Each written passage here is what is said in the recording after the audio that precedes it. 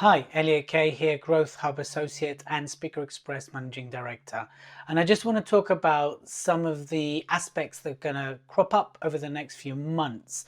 So right now in this crazy situation, everything's quarantined, we're not allowed to leave the house, and you've moved the business online, you're speaking to clients online, and you're pitching online.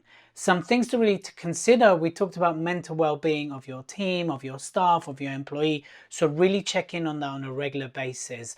As this takes longer, more and more issues will crop up. So it's very much worth addressing the mental well-being of your team on a regular basis, of your employees, and even checking on your clients, see how they're getting on through this crazy time we're living in. The other aspect to really consider moving forwards is to make sure that your company culture stays intact, that what you stand for, your values, still run through your communications, that how you communicate is still in line with the company culture, because there'll be a lot more communication but in different channels, in different ways, and you'll be dealing with a lot more communication coming at you in different angles, and you have to be able to manage that, but also making sure that the whole culture of the business is still apparent even though you're online. And of course, looking at things like code of conduct moving forwards. How do you conduct yourselves as a company now that you're online?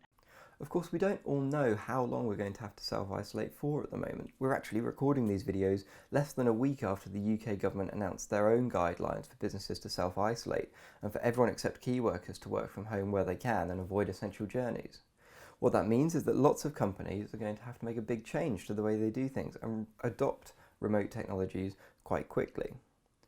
Where you can, I think it's brilliant if you can do that in a phased way. So just try something small. Try using something like video conferencing to just check in with your staff regularly, get an update on the status of projects, make sure that your staff are safe and they've got everything that they need at home.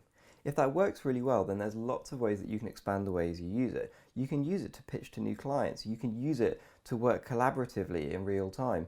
You can use it, and I think lots of companies will find themselves using it for things like quarterly performance reviews that traditionally would be done face-to-face, where they have processes in place that require those to be done, and that they will struggle to do in person physically by being in the same place if this lasts for more than 3 to 6 months, as is currently being indicated. So I would really recommend that you start small, but there are lots of next steps that you can take as you embrace the technology and embrace a new way of working in your company.